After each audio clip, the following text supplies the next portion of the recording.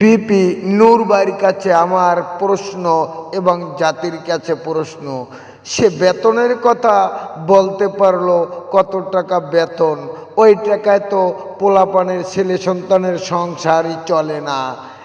এবং চুরি করে যে টাকা কামাবে, দুর্নীতি করে যেই টাকা কামাবে, সেই টাকার কথাটা একটু বললে হতো না? নাকি?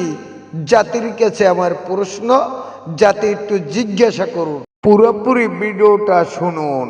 মন্ত্রীদের জন্য ন্যূনতম 10 লাখ টাকা তাদের বেতন হওয়া উচিত, এমপিদের 5 লাখ টাকা বেতন হওয়া উচিত।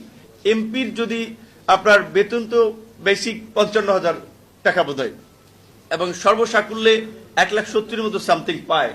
মন্ত্রীর 1,05,000 টাকা, প্রতিমন্ত্রী 92,000 টাকা। প্রকৃত অর্থে এখন ধরেন মানুষের ডিমান্ড কি, সে তো মন্ত্রী বা প্রতিমন্ত্রী, এলাকায় গেলে অমুকের এই চিকিৎসার জন্য সহায়তা প্রয়োজন, অমুকের বিয়েতে আপনার